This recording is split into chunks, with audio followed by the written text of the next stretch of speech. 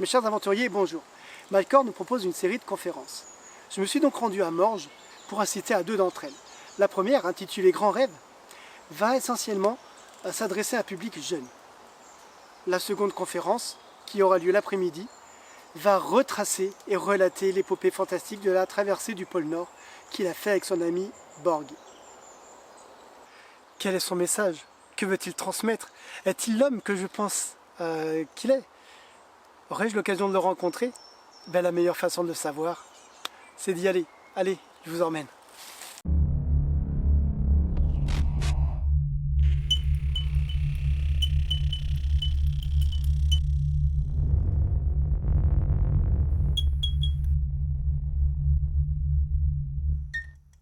Donc là, je suis sur Genève, et là, il est 8 h du matin.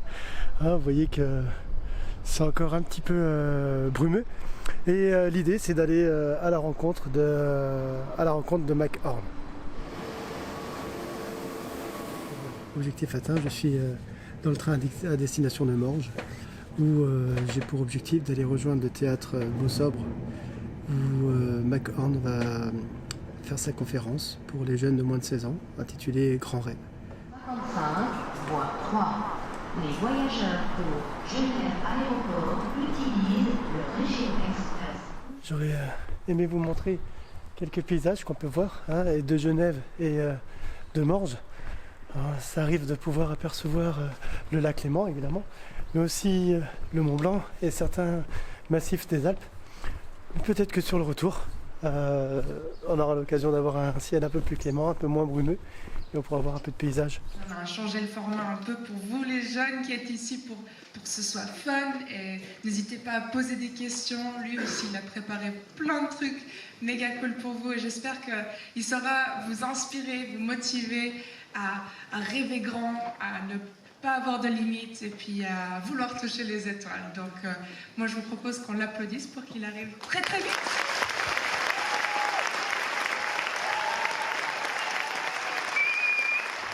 En 2017, j'ai traversé l'Antarctique. L'Antarctique, c'est le plus grand continent qu'on a.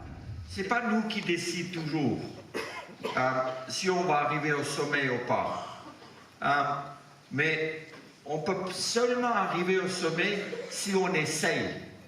Quand il fait -10, on a une seule couche de sous-vêtements en laine. Quand il fait -20, on a 2 couches de sous-vêtements en laine. Quand il fait -30, on a combien? 3 couches de vêtements. Quand il fait -40, on a combien? Non, on a 5. Je pense que tu deviens ami dans la souffrance, quoi. Et ça, c'est vraiment quelque chose de fort. We're not 3 or 4 individuals anymore, we become one. La tente, elle est posée comme ça dans la luge, et après 20 heures de marche, on sort la tente, on la met comme ça sur la glace, où la glace est bien plate.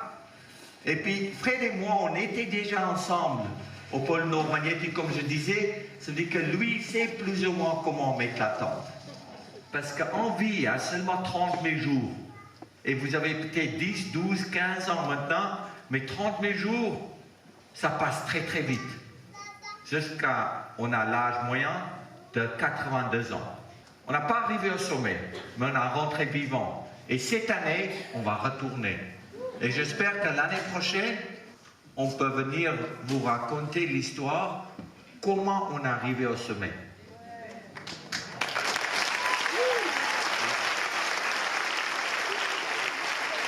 La première séance est terminée.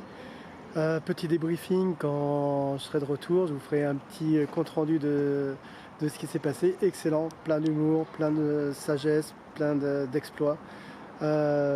Adapté à un jeune public.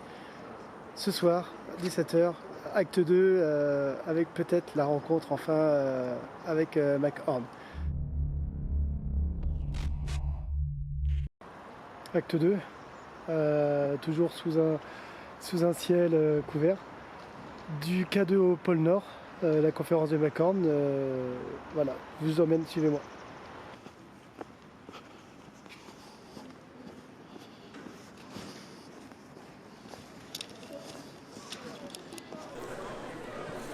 petit bracelet magique VIP. La chance d'être au premier rang, donc c'est un beau cadeau. L'idée c'est d'avoir le petit entretien après avec Mike Horn. On se retrouve à la fin de la conférence.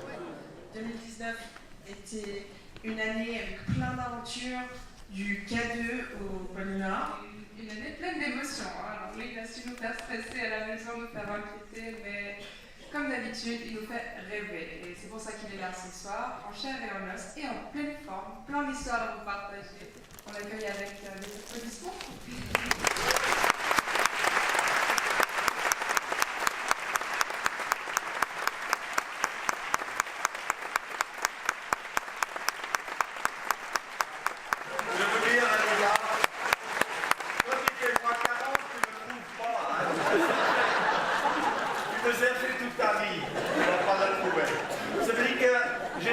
Ça ici en Suisse au chaud, mais en réalité là-bas ça marche pas. Tu ne pas ton machin, ça veut dire que tu ne fais pas pipi d'or.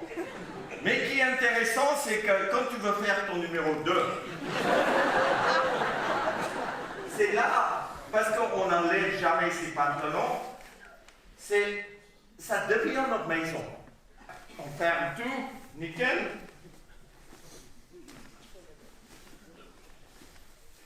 Dans notre sac.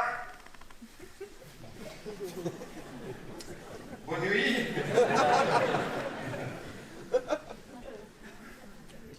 On marche, on voit peut-être 3-4 mètres devant nous.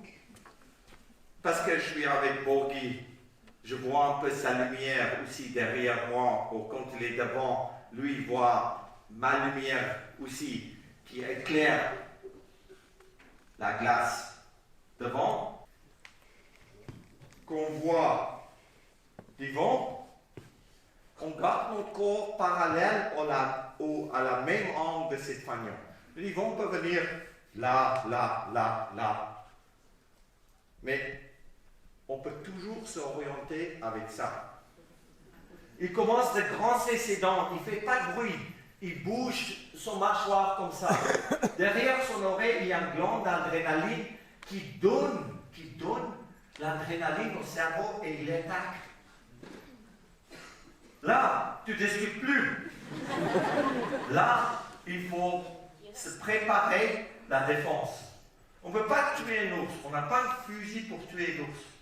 On tire un fusil éclairant qui fait boum, une énorme flamme qui brûle, et puis après, normalement, l'ours il doit avoir peur. La vie facile.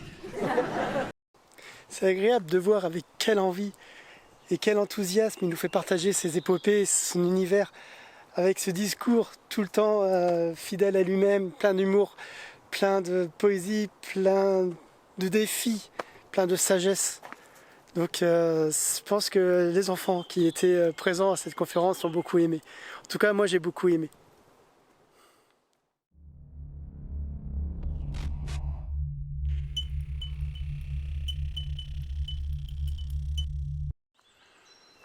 Ces deux conférences sont très riches pour moi.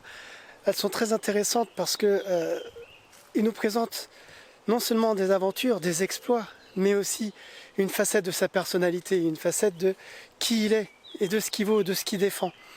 Et effectivement, Mike Horn est un extraterrestre parmi les hommes qui vivent sur cette planète, mais il nous fait comprendre, il nous apprend qu'on a tous le potentiel d'être un extraterrestre.